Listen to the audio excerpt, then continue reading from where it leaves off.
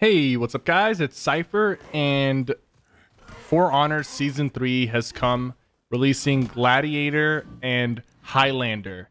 Now, I've been testing these classes on a closed private beta just to give some feedback to the developers. And I'm really excited for both of these classes, and some people have been asking me which one am I more excited to play, which one do I think will be stronger. And me personally, strength aside, both these classes are going to be very, very powerful. That's not a shocker.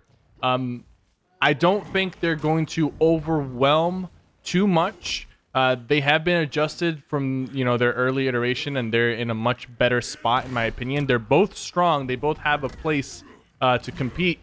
But me personally, I'm going to be probably leaning towards Highlander. Not because Highlander is better than Gladiator. I think Gladiator has the potential to be a stronger 1v1 duelist than Highlander, but Highlander just has such cool animations, a cool look, and overall his design is just too appealing for me to pass up.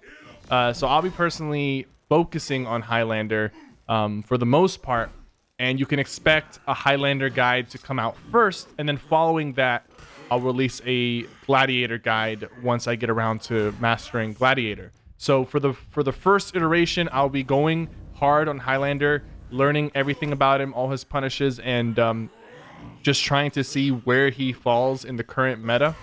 I know the meta is going to be changing with Season 4, with the defensive meta finally being complete by Season 4, and all the changes to make the game more appealing will be here by Season 4. But until then, I just want to see how these characters fit in the current meta, and I see both of them solidifying a spot on the top.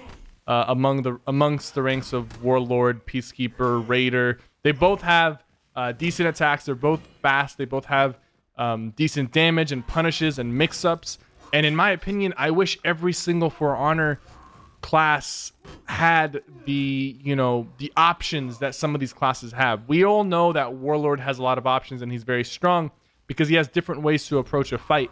These characters also have similar attributes. They have hyper armor on certain abilities. I don't think Gladiator has hyper armor, but Gladiator has fast attacks.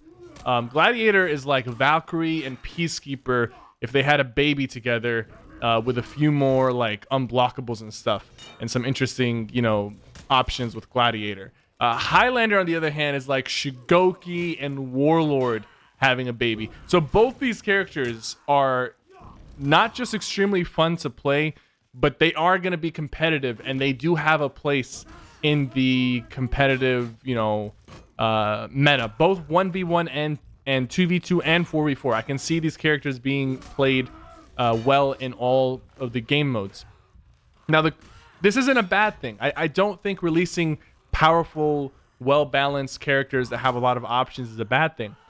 What needs to happen, though, is the characters that don't have this many options need to be brought up to this level. If every character played the same way and had the same amount of options as like some of the newer characters like Centurion and some of the older characters like Warlord, you would have a much more enjoyable, much more aggressive fighting experience, and the game would be in a much better spot. At least that's my opinion. If you don't share that opinion, feel free to comment below what you think.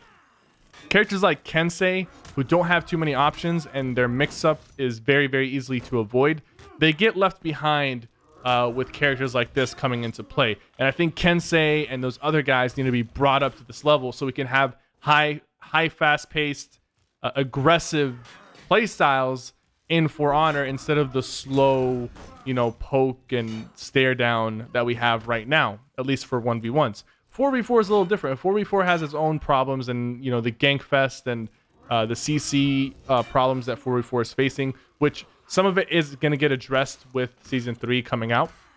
But that's the problem. It's a tough task to balance both 1v1 and 4v4, and hopefully they strike a good balance.